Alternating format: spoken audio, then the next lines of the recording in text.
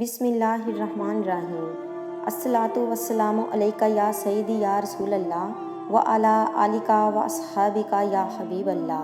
Video start کرنے سے پہلے آپ سے چھوٹی سی گزارش ہے کہ میرے چینل کو سبسکرائب کر دیں۔ اگر آپ کو میری ویڈیو پسند آئے تو اسے صدقہ جاریہ سمجھ کر آگے بھی شیئر کریں۔ لیلۃ القدر کی رات خزانہ لوٹنا چاہتے ہو، ہر حاجت کو پورا کرنا چاہتے ہو، لیلۃ القدر کی رات اپنی دنیا اور آخرت سنوارنا چاہتے ہو تو پھر یہ 3 کام ضرور کر لینا۔ جس گھر میں رمضان کی 21ویں، 23ویں، 25ویں، 27ویں اور 29ویں لیلۃ القدر کی رات کو یہ 3 کام کر لے گا، اس گھر کا بچہ بچہ دولت مند بن جاتا ہے۔ اس گھر کے کونے کونے سے غربت کا، تنگ دستی کا خاتمہ ہو جاتا ہے۔ اس گھر میں غیبی فرشتے رزق اور دولت لے کر آتے ہیں۔ لیلۃ القدر کی رات وہ رات ہے جو 1000 مہینوں سے بہتر ہے۔ لیلۃ القدر کی رات وہ رات ہے جس میں مانگنے والے کی نہ تو شکلیں دیکھی جاتی ہیں نہ اعمال دیکھے جاتے ہیں، بیٹھے بیٹھے تقدیر کے بند تالوں کو کھول دیا جاتا ہے۔ رب کی ذات بے انتہا عطا فرما دیتی ہے۔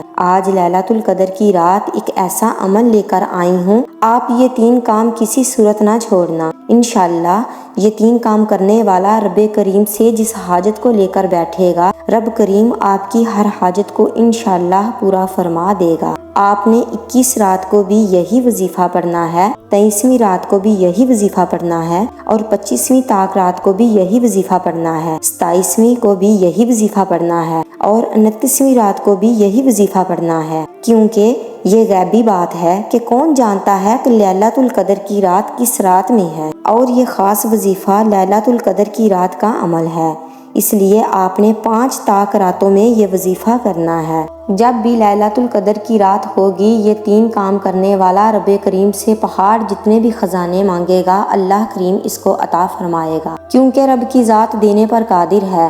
آپ نے یہ ویڈیو مکمل دیکھنی ہے ورنہ وظیفے کا فائدہ نہ ہوگا، اور اس وظیفے کی اجازت بھی صرف اسی کو ہے جو یہ ویڈیو مکمل دیکھے گا۔ آپ دنیا کے کسی بھی کونے سے ہیں، دنیا کے کسی بھی کونے سے آپ کا تعلق ہے، انشاءاللہ یہ 3 کام بتائے گئے طریقے سے کرتے ہی آپ کی ہر حاجت پوری ہو جائے گی۔ وہ 3 کام کون سے ہیں آپ کو بتا دیتی ہوں۔ سب سے پہلے نمبر پر جو وظیفہ آپ نے پڑھنا ہے وہ ہے لا حول ولا قوت الا باللہ، 11 مرتبہ اس کو پڑھنا ہے۔ دوسرے نمبر پر جو وظیفہ پڑھنا ہے وہ سورۃ القدر پڑھنی ہے، اس سورت کو آپ نے 10 مرتبہ پڑھنا ہے۔ اور تیسرے نمبر پر جو وظیفہ پڑھنا ہے وہ اس تسبیح کو پڑھنا ہے، الحمدللہ یا ربی۔ اس تسبیح کو آپ نے 11 بار پڑھنا ہے۔